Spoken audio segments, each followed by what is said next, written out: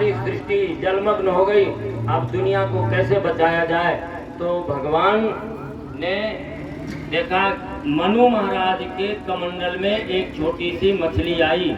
मनु माने जो प्राणवान व्यक्ति है, जो मनस्वी व्यक्ति है, जो भावनाशील व्यक्ति है, उसका कमंडल चाहे कितना भी छोटा हो, उसके कमंडल में एक छोटी सी नन्ही सी मछली आई। और नन्ही सी मछली क्या कर सकती थी, आप सोचिए। संसार की दृष्टि से वो दुनिया को बचा सकती थी क्या? पर वो नन्ही सी मछली देखते देखते इतनी बड़ी हो गई कि समुद्र में डालना पड़ा, और समुद्र में इतनी बड़ी हो गई कि हमारे सप्तर्षियों को अपने पीठ पर बैठा करके इस सृष्टि की रक्षा कर दिया था। ऐसे ही एक छोटे से गांव में युग ऋषि परम पूज्य गुरुदेव के रूप में, उनकी भावना के कमंडल में गायत्री माता ज्ञान गंगा के रूप में अवतरित हुई। और जिस प्रकार से भगीरथ ने अपने कुल का उद्धार कर दिया, और आज भी इस धरती पर गंगा सागर तक चल करके गोमुख से गंगा सबको पावन और पवित्र करती हुई जाती है, वैसे ही गुरुदेव ने अपनी तप साधना करके ज्ञान की गंगा को इस धरती पर हम सभी संसार में ग्रस्त जो सगर पुत्र हैं, पाप ताप संतापों से त्रसित हैं, उनके उद्धार के लिए उन्होंने ज्ञान गंगा का अवतरण किया है। यही प्रज्ञावतार है, यही मत्स्यावतार है। और आज एक गांव से एक देश नहीं, आज 80 देशों में, और 80 देश नहीं, आज 20 करोड़ लोगों के मानस पटल पर यही जो गुरुदेव ने भविष्यवाणियां की थी, आज पहले कभी कल्पना दिखाई पड़ती थी, लगता था ये भारत सपेरों का देश है, ये भारत भिखारियों का देश है। लेकिन आज ये भारत दिखाई पड़ने लगा संपूर्ण दुनिया में कि ये विश्व का सबसे शक्तिमान देश है। और इसकी घोषणा परम पूज्य गुरुदेव के मार्गदर्शन में 1911 में हुई।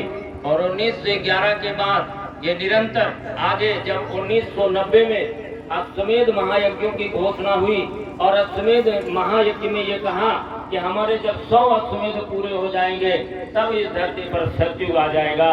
19 परिवर्तन के संकेत दिए, इस धरती पर 100 वर्ष बाद सतयुग आएगा। और 2042 आते आते आपके 100 अश्वमेध यज्ञ पूरे होंगे।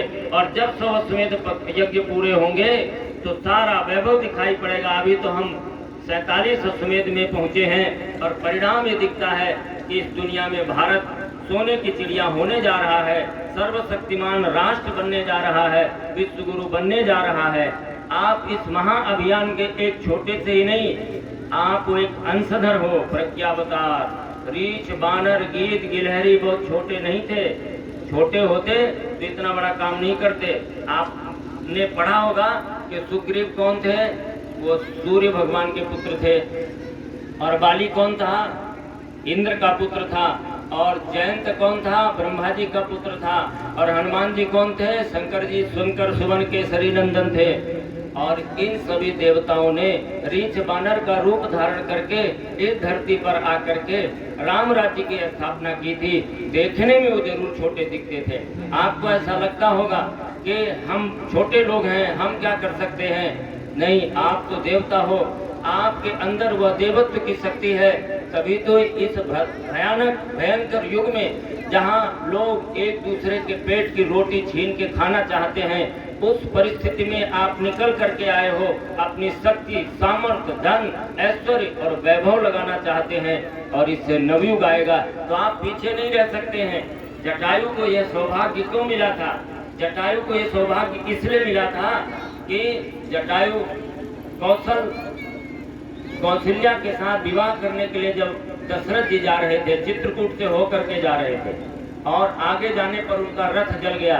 जटायु जी वहीं रहते थे, और जटायु ने सोचा बहुत दिन से भूख लगी है, आज मुझे भोजन मिलेगा।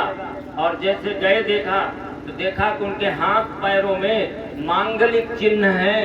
अभी कोई शादी ब्याह में जा रहे थे, और अभी ये मरे भी नहीं, इनके प्राण चल रहा। हमारे देश का वो पक्षी भी ये सोचता है कि इनको खाना अच्छा नहीं है, इनको तो ठिकाने में पहुंचाना चाहिए। उस बेटी का क्या होगा जिसका विवाह होने वाला था? और जटायु ने अपने पीठ पर बैठा करके और ले जा करके पहुंचा दिया कौशल नरेश के यहाँ, और कौशल्या का विवाह हुआ था। तो दशरथ ने कहा था कि मेरी जो संतान होगी वो तुम्हारे लिए समर्पित होगी, और वही राम जो अपने पिता का श्राद्ध संस्कार नहीं कर सके थे, उनके मरने पर अग्नि नहीं दे सके थे, और जटायु को गोदी में बिठाया और पिता के समान अंतिम संस्कार किया था, तो ये सौभाग्य क्यों मिला? उनकी भावना से मिला था। तो छोटे हुए तो क्या हुआ, और उनका कोई सामर्थ्य नहीं थी तो क्या हुआ? हम आप भी सामान्य व्यक्ति नहीं हैं। आप अपने गरिमा को अनुभव कीजिए। और इस धरती पर नवयुग आ रहा है, प्रज्ञा युग आ रहा है। एक नहीं, हमारे सारे ग्रंथों ने कहा है। आज प्रज्ञा पुराण की कथा में पहले दिन का यही विषय था से अवतार चेतना इस धरती पर सक्रिय होगी।